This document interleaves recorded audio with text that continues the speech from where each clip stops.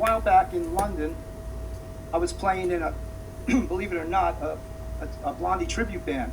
Yeah, I heard about that. Yeah, Bootleg Blondie or something? Yeah, Bootleg Blondie. Yeah. And then when I was in London at Christmas time a couple of years ago, and these people are friends of mine. You know, actually the woman Debbie Harris, funny enough, her auntie lives in like Laguna Beach and was in like Mary Poppins and all. So they come and visit. So they've been to my house and we became friends over the years.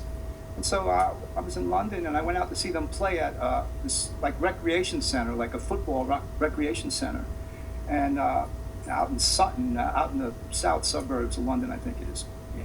And they said, "Oh, would you mind?" You know, I had a couple of beers, so they were like at the break, they're like, "Would you get up and play a song?" So, yeah, why not? You know, there's a couple hundred people there.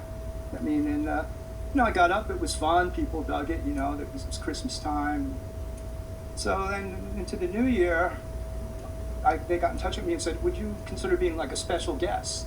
Yeah. Like come up and do that, you know?" And I was like, "Well, why don't I just do a little tour with you guys for the hell of it?" Because, you know, they have session musicians that they use. They have a rotating bunch of musicians. They're all reading charts.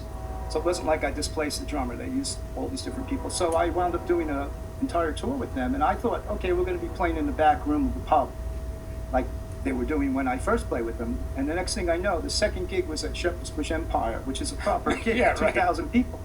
And was almost sold out, and the reception was amazing. I donated all the money to a charity called Shelter for the Homeless, and it was a lot of fun. But moving on to that, I realized how talented these two guys are, Debbie and Andy. I was going, you know what, we should start writing some original music. So during this lockdown, we've been writing back and forth, and I think we're doing like a rock opera about London, believe it or not.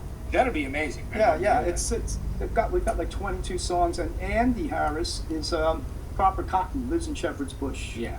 Anyway, that was a fun thing. I don't know how I got off on that tangent, No. but You know, but it reminds me when you talk about London. I mean, the perfect example I've always said about a band in America that goes to England and becomes huge there first was Blondie.